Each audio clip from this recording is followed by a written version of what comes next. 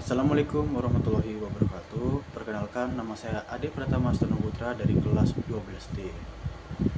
Di sini saya akan menceritakan sebuah cerita dari buku novel yang berjudul Black Showman dan Pembunuhan di Kota Tak Bernama. Novel ini ditulis oleh pria kelahiran Jepang, kelahiran Osaka, yang bernama Keigo Higashino. Cerita dimulai dari seorang wanita bekerja keras, yaitu Kamiyo Mayo dan Nakajut Kenta, dan mereka adalah seorang tunangan. Dan pasangan itu adalah tunangan.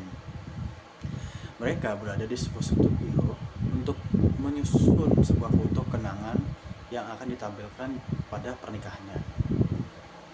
Pernikahannya dia sendiri akan diselenggarakan 3 bulan lagi dari waktu yang sebenarnya ditentukan, karena pada waktu itu sedang dilanda COVID yang menyebabkan beberapa acara tuh ditunda dan beberapanya ditunda hingga waktu yang tidak ditentukan.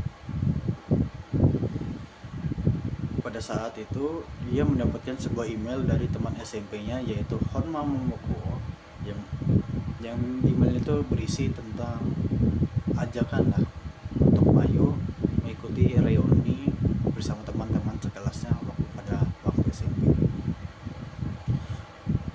Mayo masih memikirkannya, berpikir bahwa apakah dia harus ikut atau tidak.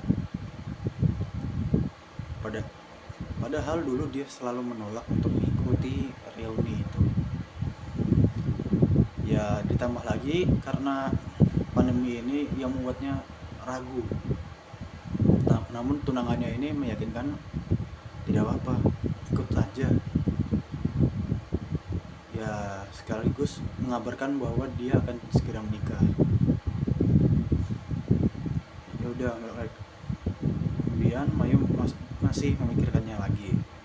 Setelah dari studio, mereka langsung pergi ke bioskop untuk menonton sebuah film.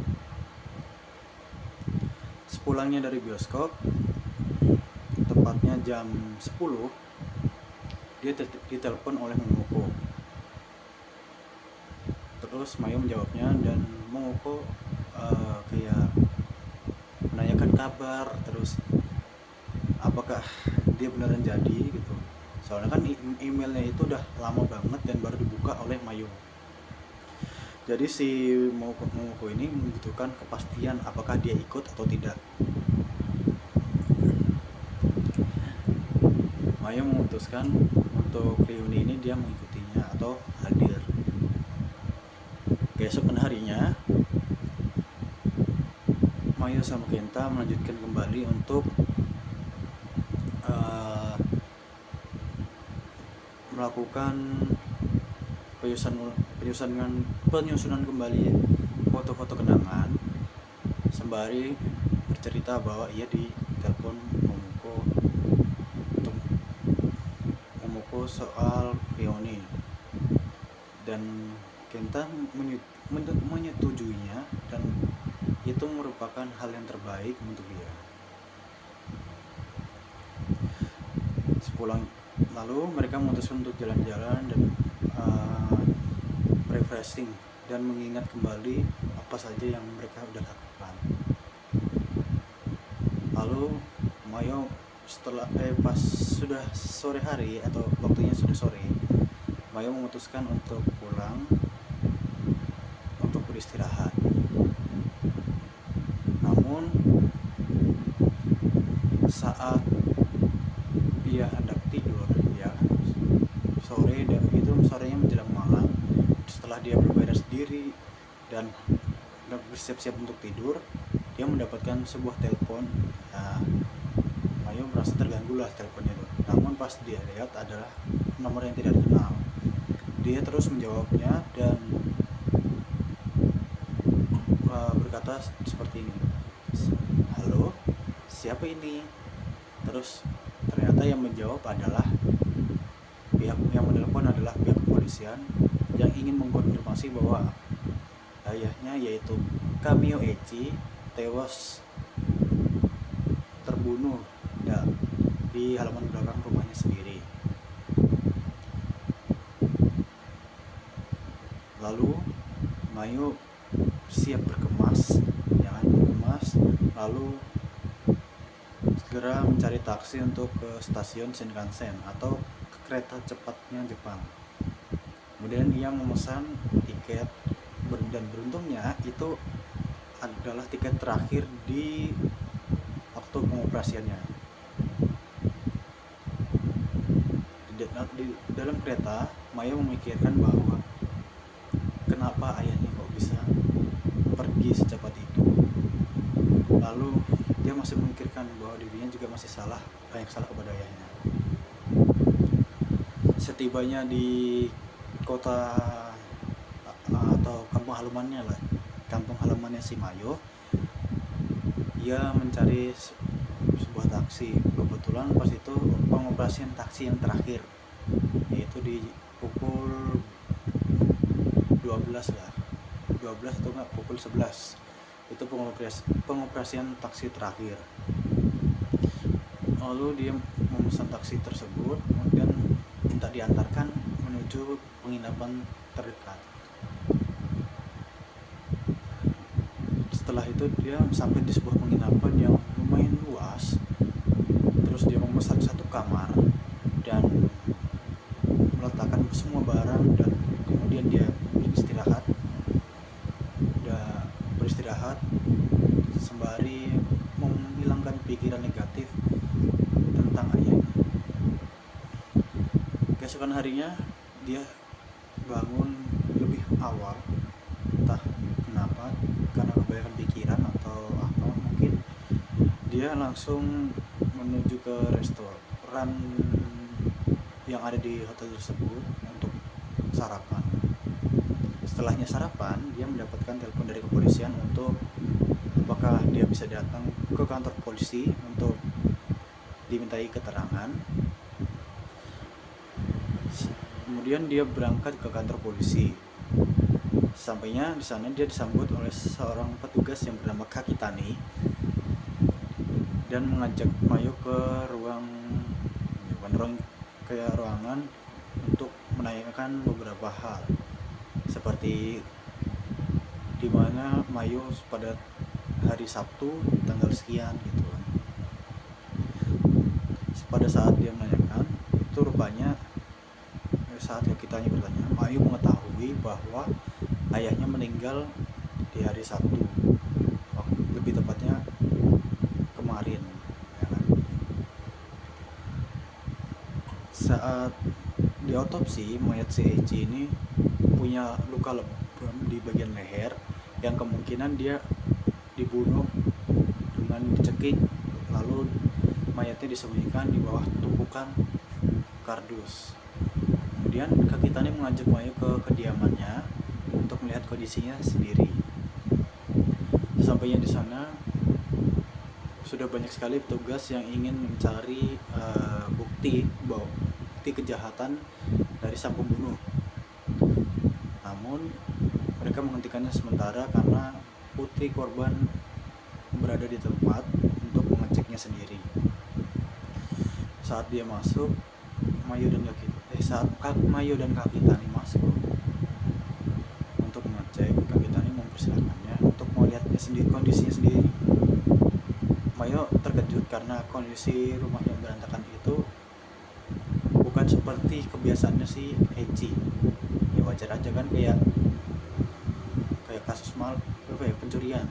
Namun yang berantakan tuh hanya meja kerjanya Eiji serta ruang perpustakanya. Lalu saat si Mayo ini mengecek ruangan perpustakaan, dia mendengar suara keributan dari luar dan Mayo penasaran nih, ingin mengeceknya.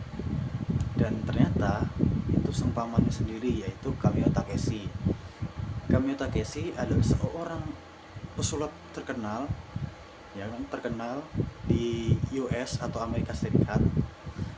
Dia sudah lama sekali tidak pulang ke Jepang, dan kebetulan lagi berada di Jepang untuk istirahat. Namun kebetulan dia mendapatkan kabar bahwa kakaknya sendiri meninggal.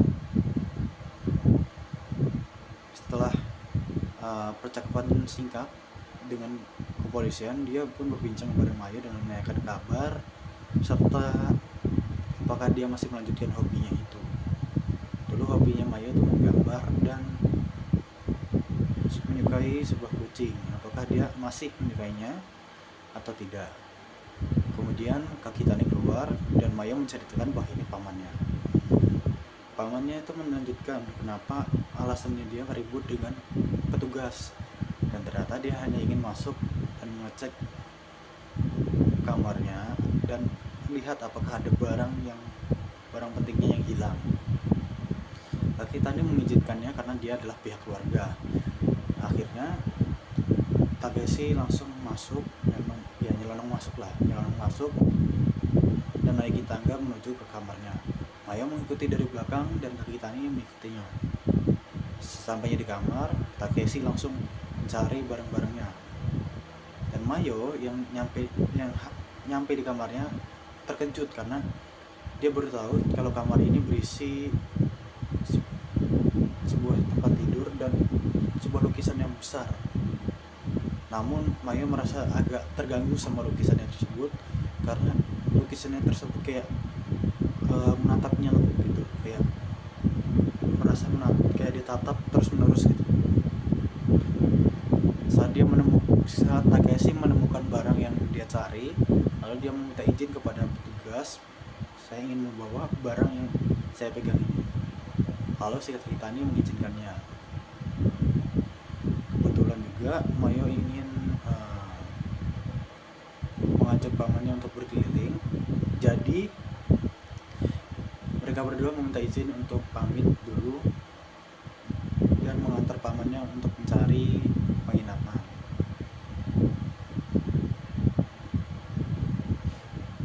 Pada saat jalan untuk menuju ke penginapan, Takeshi memberitahu bahwa lukisan tersebut terdapat sebuah kamera pengintai. Alasan dia kesini bukan hanya untuk liburan, namun dia hanya ingin mengecek bahwa barangnya itu tidak diusik sama para petugas. Dia soalnya pas ngecek rekaman kamera pengawasnya itu, dia kaget bahwa kamarnya itu sedang digeledah. Namun untungnya barang pentingnya dia ini tidak ikut dijadikan barang bukti. Mungkin itu saja yang bisa saya sampaikan, kurang lebihnya mohon maaf. Dan amanat yang saya dapatkan yaitu sebaik-baiknya kejahatan disembunyikan pasti akan ketemu dengan sendirinya seiring berjalannya waktu, dan semua kebenaran pasti akan terungkap pada akhirnya. Oke, sekian dari saya, kurang lebihnya mohon maaf. Wassalamualaikum warahmatullahi wabarakatuh.